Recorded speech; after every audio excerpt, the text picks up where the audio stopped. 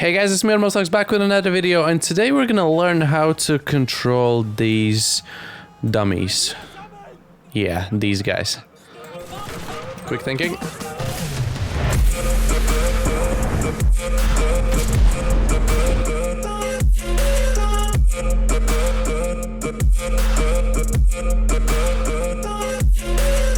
It is so nice to see you all today, where I teach you things that I think I know about. So in today's video, we're gonna go through all of these pie chart menus, how to access this pie chart menu, and like how to even access the behavior information, because I wasn't even sure how to do this.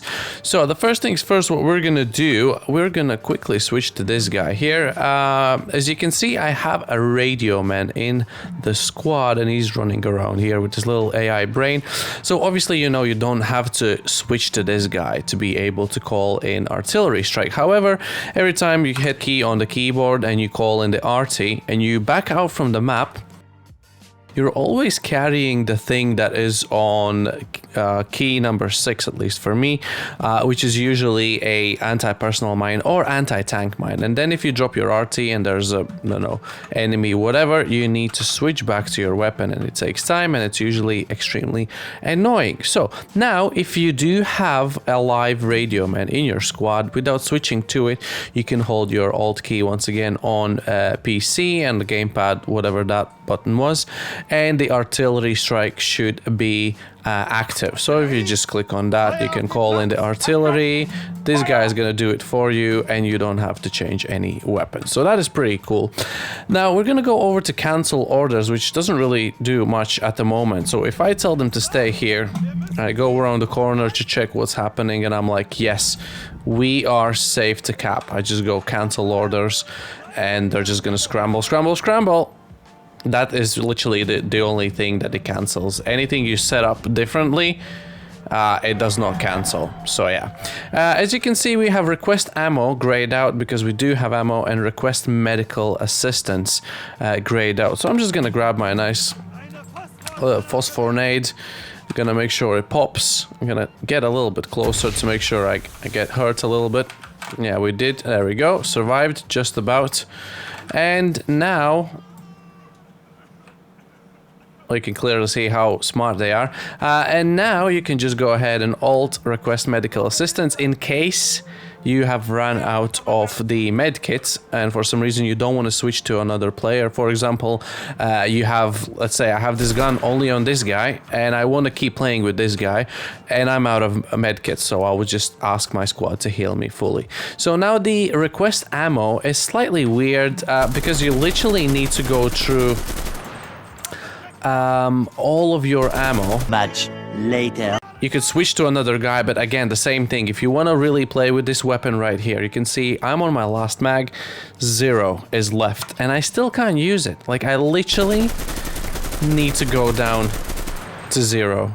And then I can request ammo. Someone's gonna come up to me, give me 30 rounds, and we can keep on going on like this until these guys have ammo. So yeah, that's a bit silly. I feel like we should be able to request ammo slightly sooner. So these are all of these functionalities here. And now on the console, let's check out the controls on console.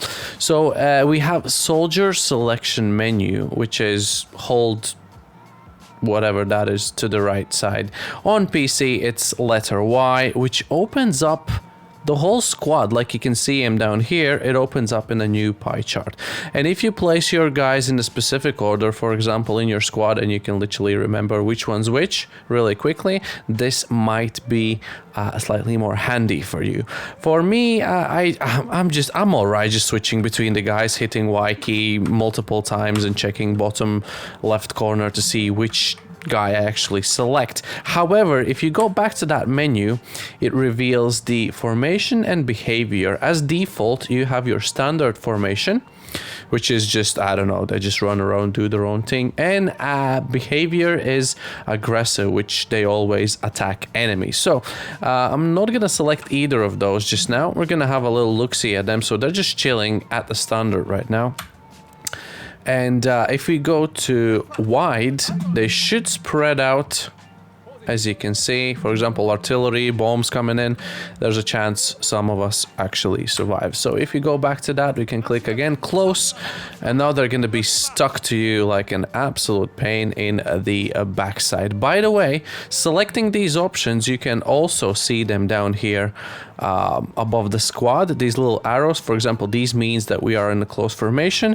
If I switch back to standard, it shows nothing, and if I switch back to wide, the arrows are outwards pointed, so it means that we are on the wide.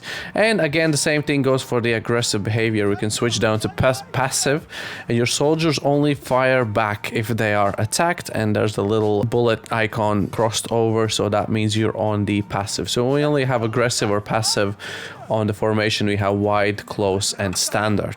So yeah, these are all the controls. As I said, if you do set them up, for example, for let's say wide and passive, and then like you run off to whatever distance and then you go cancel orders, it does not cancel that. It only cancels if you tell them to stay on the spot right here. Then you go away from them and you cancel this order.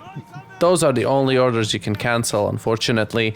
But yeah, I hope you have learned something. Obviously, I'm gonna be trying out these settings more, probably not the passive, but the formation one, wide, could be pretty useful for most of the cases, because usually AI just they just blow your cover by running around you and just drawing enemies' attention. So yeah, there we go, all the pie chart AI controls for you guys today, and I hope you learned something new.